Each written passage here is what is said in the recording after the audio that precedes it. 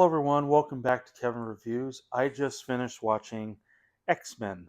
This is the first X-Men live-action cinematic X-Men film, the second in the in for Marvel for 20th Century Fox, especially. Um, and this is directed by Bryan Singer, who did the other X-Men projects like X-Men 2, which I will eventually get to, and The Usual Suspects, and Bohemian Rhapsody.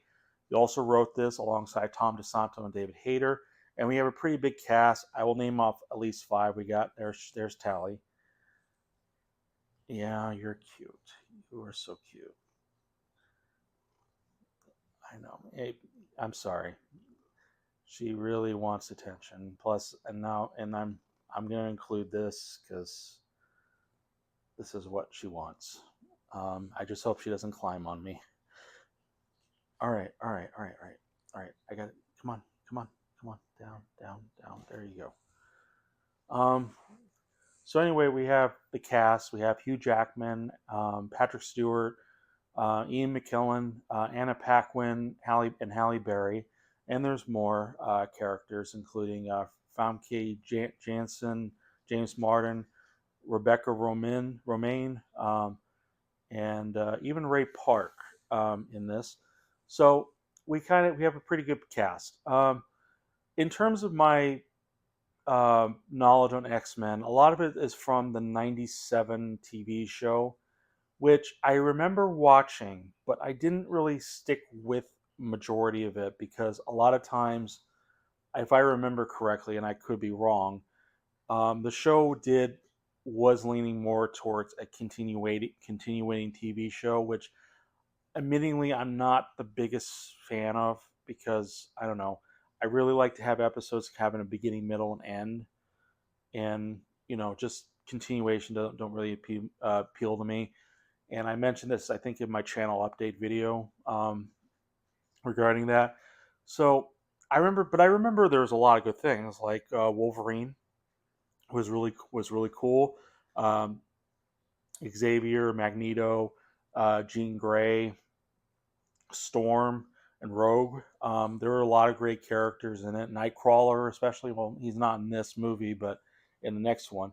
So there's a lot of good things to like about the '97 and its messages that mirror kind of race relations that were like in the past, because X-Men was created like I think during the '60s or '70s. I don't remember exactly. I don't like I said, I don't really read too much comics. I'm not much of a reader per se, but in any case, that was what it was mirroring at that time, I believe.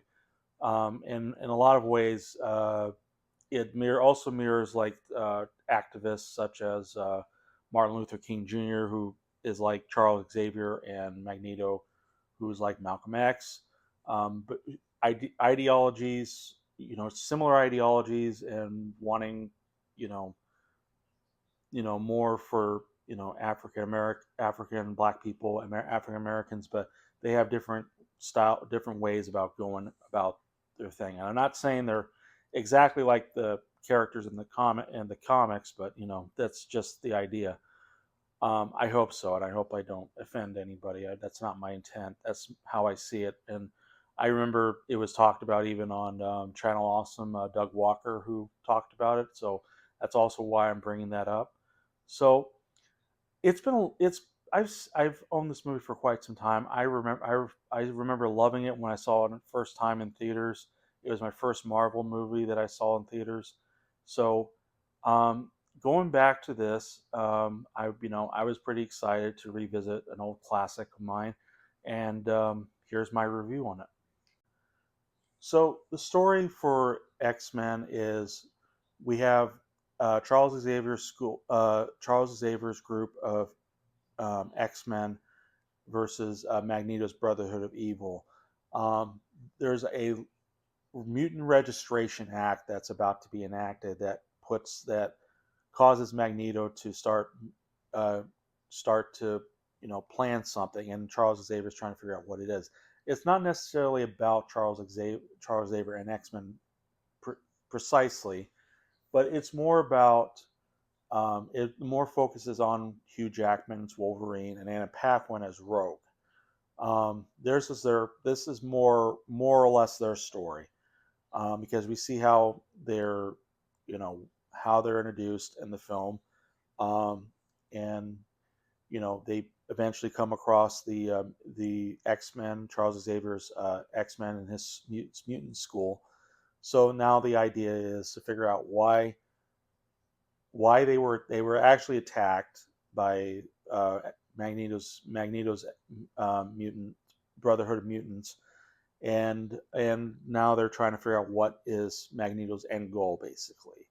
And obviously, it has something to do with the Mutant Registration Act that they're against. So it does tackle a lot of ideas about, again, this is supposed to be mirroring race relations at the time, and it's interesting to see how it does. But it's mutants. Are they dangerous? Are they really a threat? Because because on one side there are people, and there are good people who are mutants that don't want to harm anybody, but then you got those who have these powers, could use them, to for abuse. So in a way, you kind of see both sides, not only just the Charles Xavier side, Magneto side, but even the human side, for instance, even though their ways of approaching it are probably just as more dangerous than the alternative.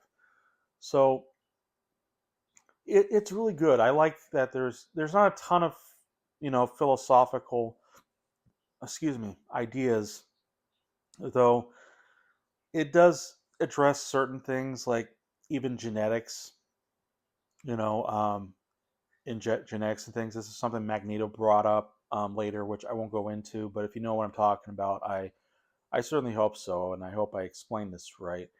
But again, I think this was more focused on trying to, um, make a good movie. Trying to introduce the characters, because there's quite a lot to introduce. Um, involving Logan, Wolverine, Rogue, and the rest. There is quite a lot to cover, and granted, for a hour and 45 minutes, there's not a ton to cover for everyone. So they have to do their best with what's given. I will say Hugh Jackman as Wolverine is pitch perfect. He does the role well, and I can't imagine. I don't think anyone can imagine anyone else to do Wolverine just as good as he does it, overall. Um, Rogue, played by Adam Paquin, I think is good, though.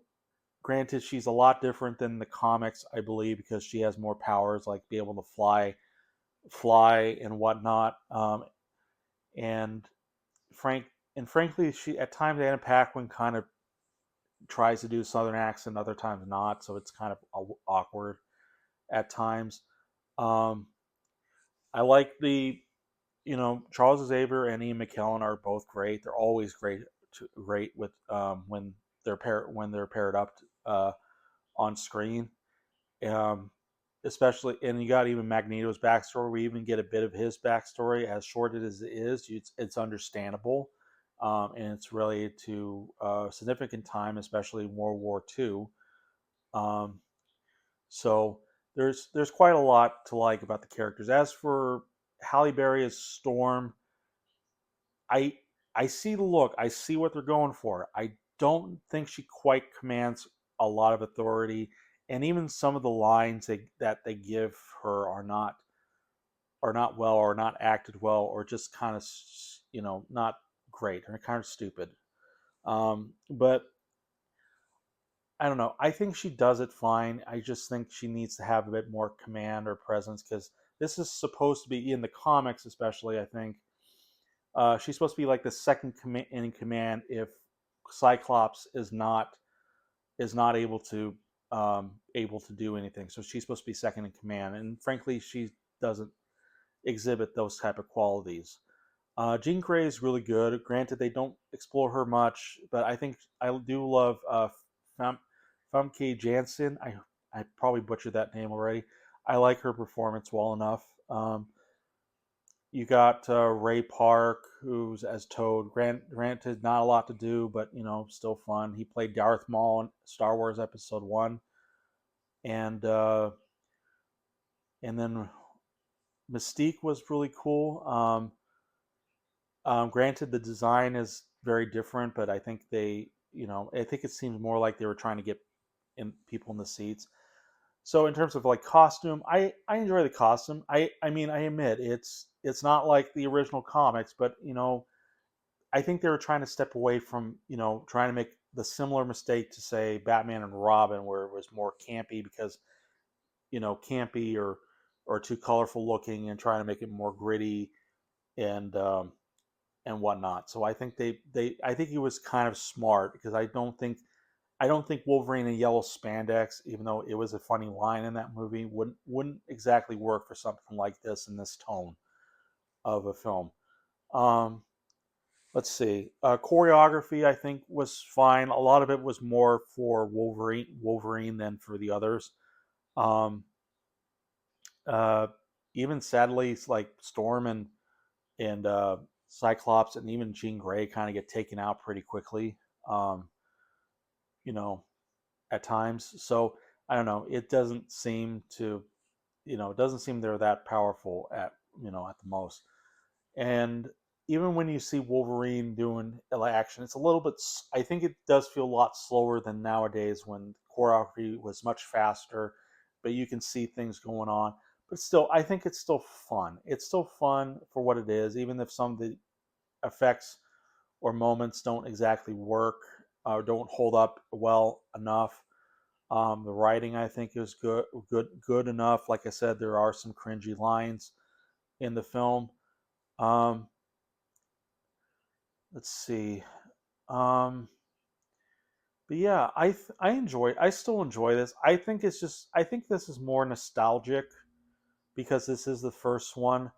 But I will say it's not my favorite one of the X-Men films, but it's close. I still have nostalgia for it, much nostalgia for it. So I think I would give the X Men 2000. I'm going to call it 2000 here because it was released in 2000. I'm going to give it 4 stars. I think it's a fun movie.